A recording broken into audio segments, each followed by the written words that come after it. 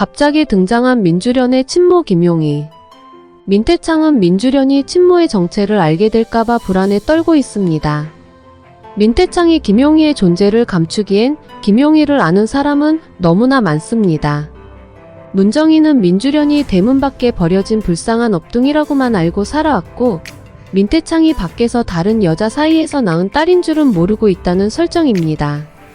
문정인이 친딸이 아닌 민주련을 자기 딸처럼 정성으로 키웠다는 것은 그동안 문정인이 보여준 성격으로 볼 때 이해가 안 가는 부분인데, 김용희는 문정인이 아이를 가질 수도 없고 낳은 적이 없는 여자라고 알고 있는 것을 보니 과거의 문정인은 서진호를 낳은 후 정말 아이를 가질 수 없는 몸이 되었을지도 모릅니다.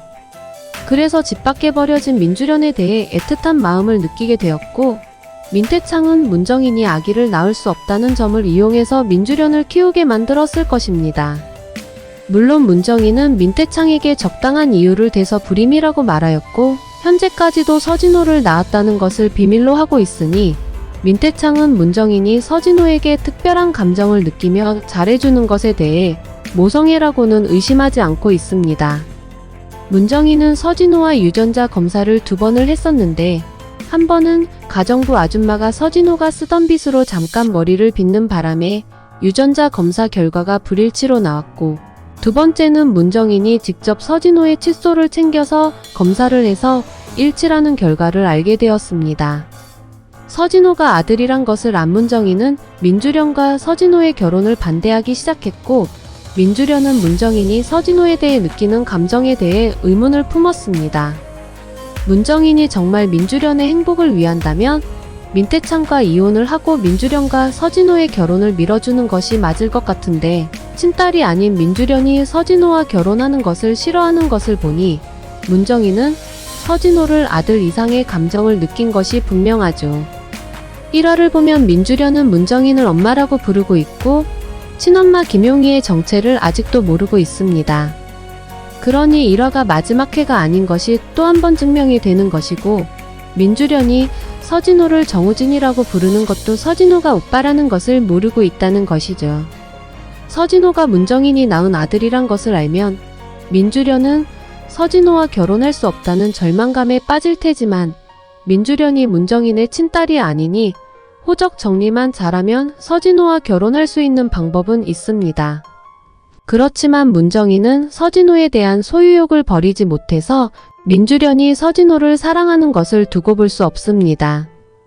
민주련이 문정인의 핏줄이 아닌 것이 밝혀지면서 조금 이상한 점은, 민태창이 민주련에게 느끼는 부성애인데 민태창은 조강지처가 낳은 종혁과 이선혜의 뱃속에 있는 아기마저도 모른 척하고 문정인과 새살림을 차렸을 정도인데, 용궁다방에서 일하던 여자 사이에서 낳은 민주련을 더 애지중지하여 업둥이로 키운 것이 앞뒤가 맞지 않습니다.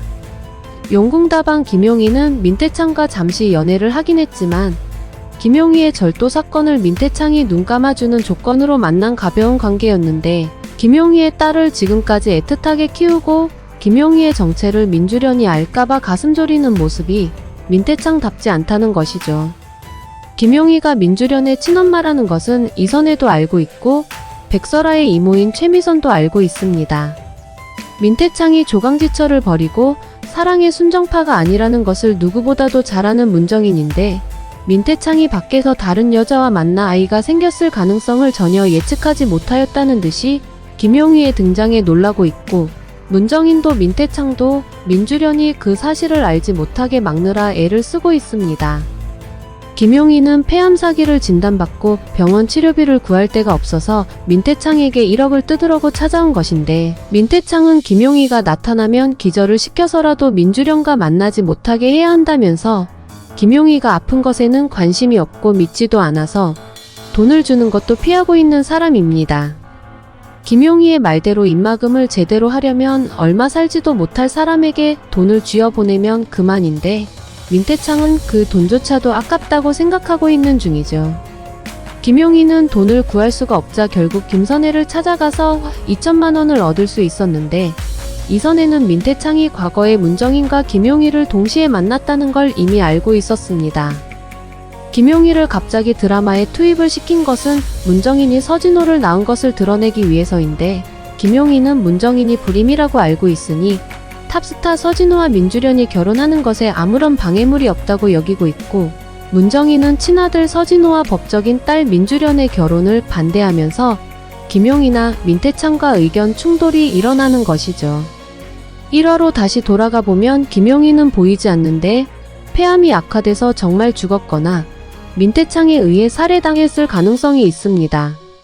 민태창은 남비서를 시켜 김용희의 핸드폰을 입수해 위치 추적기를 달아놓으라고 압박할 만큼 김용희가 나타나는 것을 싫어하였고, 문정인이 김용희의 정체를 알아버렸으니 김용희에게 돈을 줄 생각이 전혀 없는 민태창은 더더욱 심리적인 중압감을 느껴 김용희를 납치해서 쥐도 새도 모르게 처리해버렸을 것입니다. 김용희를 죽인 남비서는 살해용의 선상에 오르자 성형수술을 하고 다시 민태창 밑에서 일하게 된 것 같은데, 김용희가 죽어버렸기 때문에 민주련이 아직도 문정인을 친엄마로 알고 있는 것입니다. 김용희가 민태창에게 죽임을 당하지 않고 투병 생활을 하다가 자연스럽게 죽었다면 김용희가 죽는 날까지 이선혜가 틈틈이 병원비를 지원해주지 않았을 리가 없고, 김용희가 곧 죽어가는데 친딸인 민주련과 한 번도 만나지 못하고 가게 내버려두지 않았을 것입니다. 결국 김용희가 죽은 것을 이선혜도 모르고 민주련은 포커페이스 종방이라도 친엄마 김용희의 정체를 알지 못한 채 지나가게 되는 것이죠. 민태창이 김용희를 죽이지 않았다면 문정인이 죽였을 수도 있습니다. 김용희는 문정인이 불임이라고 알고 있지만 용궁다방에서 일했기 때문에 아는 사람도 많아서 문정인의 과거를 들을 기회가 생기게 되고, 문정인이 아이를 낳은 적이 있다는 사실도 알게 되죠. 그 아들이 서진호라는 것을 알아낸 김용희는 문정인에게 민태창에게 사실을 말해버린다며 협박을 하며 돈을 요구할 것입니다. 김용희가 폐암 사기라고 하니 언제 죽어도 이상하게 생각할 것 없다고 판단한 문정인은 김용희의 입을 틀어막기 위해 사람을 사서 김용희를 죽이게 되겠죠. 사실 드라마에서 가장 악역은 민태창인데, 민태창은 미성년자인 문정인을 이용해서 갖은 착취를 일삼아온 사람이었고, 문정인을 바로 잡아줄 수 있는 어른이 주변에 없어서 문정인 역시 반사회적인 인물이 되고야 말았습니다. 백설아가 복수해야 할 대상은 민태창과 문정인인데, 백설아는 두 사람을 분열시켜서 서로 물어뜯게 하여 둘 다 파멸시키는 것이 손을 더럽히지 않고 복수하는 것이라 생각할 것이라서 문정인을 죽이겠다고 쪽지를 만든 사람이 민태창일 수도 있습니다. 민태창은 김용희가 접근해오는 것이 싫지만 막상 민주련의 친엄마가 문정인에 의해 살해되었다고 하면 일시적으로라도 민주련에게 죄책감을 느끼게 되어 문정인을 죽이고 싶은 마음이 들 것입니다.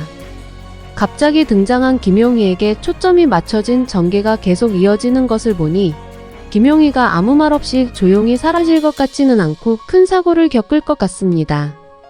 등장인물들을 모두 보여준 1화에서 김용희가 보이지 않은 이유는 무엇일까요? 드라마에서 주로 다룬 내용처럼 작가 교체나 대본 수정이 있어서 갑자기 등장한 캐릭터는 아니었을까 생각이 들어 써본 리뷰였습니다. 내용에 공감하시면 구독과 좋아요를 눌러주세요.